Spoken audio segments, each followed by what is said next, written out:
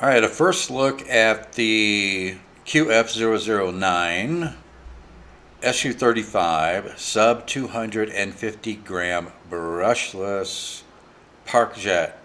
All right, so let's go over the important things first. All right, so I'll ask the questions and give the answers. I think that's the best way to do it. All right, so is it stable?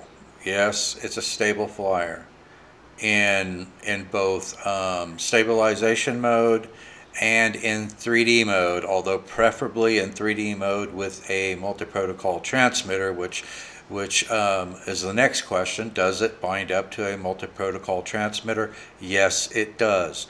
The protocol that it uses is MT99XX subprotocol H7. That's Hilo 7, Hotel 7. For switching to from 6G to 3D mode, use channel 5. I've already got some flights on it. I've already got it bound up to the TX16S. I'm still in the process of getting it completely tuned, but I have it flying really, really nicely on the stock transmitter and on the TX16S. When I've completed my setup, I will post my setup on TinkerzLab if you wish to use that. Okay, so does it fly slowly? Yes, it flies slowly. Is it fast? Yes, and in level flight, when you throttle up, it's pretty fast. So it has a wide flight envelope. Can you bring it in and land it slowly? Yes, you can bring it in and land it slowly. Does it do high alpha? Very well. It does high alpha extremely well. Does it have adequate power? Yes, it has adequate power. You can do some pretty large loops with this plane. As a matter of fact, I can tell you now, the next question is it worth the money they're asking for it? Yes, I think it is definitely worth the money they're asking for. I will have links to it in the show notes.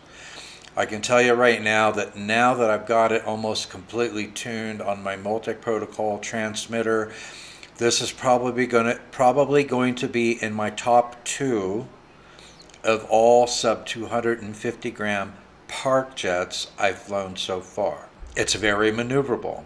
The all-up weight on mine is only 129 grams with the stock LiPo. This jet was provided to Ground Control RC courtesy of Banggood. I want to thank them for sending this for review, and they sent the 2-battery version. It looks like it's going to get about 10, the way I fly, because I'm heavy on the throttle, it looks like I'm going to get about 10 minutes of flight time out of it, leaving 3.6 volts per cell. So you're going to get a lot of flight time out of this. Not only does it have adequate power, but it's pretty darn efficient at the same time. I think they offer a 3-battery version. If I had an option, looking at the price of a 2-battery and a 3-battery version, I would definitely opt for the 3-battery version. It's going to save you money on batteries. And if you fly the way I fly, where you're a little, mixed mode flying, but you're heavy on the throttle quite a bit, it's going to give you about 30 minutes of flight time, which is absolutely awesome. Absolutely awesome. Okay, so let's go over the rest of the specs now. It is the motor is a 1503 brushless motor. I do not know what the KV is. There's no markings on the motor. I got the size of that motor off of the box, so I had to pull in information from several different sources to give you as much information as I could. I measured the diameter of the prop. The prop is 3.6 inches in diameter. I do not know what the pitch is. The prop is not specified either, and there's no markings on the prop. So I just measured it with the ruler. It's made out of EPP foam, which is the most durable foam that I've ever come across. I think this is going to prove to be a very durable plane. The wingspan is 375 millimeters, which is 14.8 inches. So for a little micro 2S Parkjet, it's got a good size to it. I like the size of it. Okay, the length is 525 millimeters, which is 20.7 inches, and the height is 170 millimeters, that's 6.7 inches. The stock battery that it comes with in it, it's a 2S LiPo, but it has the little flat white connector on it. The batteries are 2S 700 milliamp hour, 25C LiPos. I'm going to give you the measurement of the LiPo, because that's the maximum size of LiPo you're going to be able to fit into the battery slot stock, without modifying it. So The stock battery is 52 millimeters in length, 32 millimeters in width, and 13 millimeters in thickness. So do not go over any of those measurements or you won't be able to get it in the battery slot. The transmitter takes 4 AA batteries. That's the only thing that you have to supply.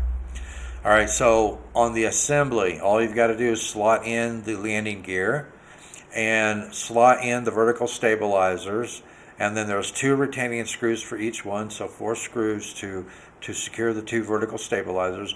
My prop assembly and everything was already mounted on it. Everything was complete except for the landing gear and the vertical stabilizers, so the assembly is so minimal.